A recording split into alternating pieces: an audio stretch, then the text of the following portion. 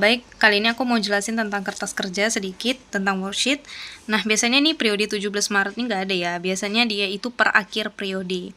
Tapi ini karena aku buatnya mulai dari 17 Maret sampai 17 April untuk pribadian aja, jadi kira-kira begini bentukannya. Jadi biasanya itu triwulan, per semester, atau 6 bulan, atau per 1 tahun. Nah, untuk worksheet itu terdiri dari neraca saldo. Kalau ada neraca saldo penyesuaian, ditaruh neraca saldo penyesuaian, tapi ini nggak ada. Neraca saldo biasa, laporan laba rugi, dan langsung ke laporan posisi keuangan. Tujuannya apa? Tujuannya ya untuk membantu kita dalam menyusun laporan keuangan, supaya nanti kita pastikan nggak ada yang salah lagi. Nah, di sini untuk neraca saldo kita masukin seluruh akunnya, nominalnya berapa, dan di sini kita lihat totalnya sudah seimbang ya.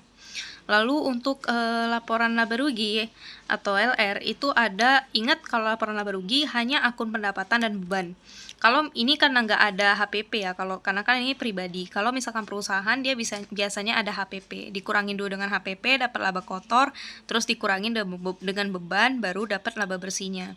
Tapi karena ini nggak ada HPP, langsung aja pendapatan dikurang beban langsung dapat laba bersih. Laba bersih atau ikhtisar laba rugi ini maksudnya laba bersih ya. Jadi pendapatan aku 5.800.000, aku kurangin dengan beban yang aku keluarkan selama 1 bulan yaitu 1.472.000, aku masih dapat uang, sisa uang aku itu masih ada labanya itu sebesar 4.375.000.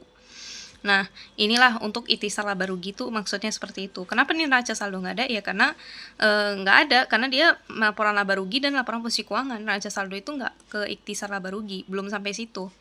Oke, langsung ke laporan posisi keuangan. Ingat, di laporan posisi keuangan hanya ada aset, liabilitas, dan ekuitas.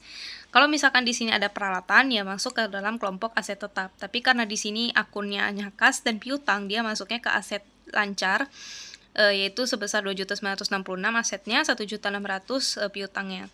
Untuk kreditnya itu sendiri ada utang sebesar 191.000. Nah, untuk ekuitasnya kita masukkan ke ikhtisar laba rugi ini, yaitu sebesar 4.375. Barulah dia LPK-nya balance 4.566 di bagian debit, kreditnya ada utang ditambah dengan ikhtisar laba rugi atau laba yang kita dapetin dari periode laba rugi ini, baru dia ada hasilnya seimbang gitu. Nah, kira-kira begini laporan posisi keuangan yang kalau udah dari worksheet kita bisa langsung susun laporan posisi keuangannya itu bentukannya kayak gini. Untuk laba rugi, ini laba rugi, pendapatan, beban, laba bulan berjalan. Sekilas tentang jurnal penutup, kita mau menutup akun pendapatan dan akun beban supaya kalau akun beban dan pendapatan kan dia satu periode aja, satu kali aja, makanya dia harus ditutup gitu. Nah, ini contoh formatnya.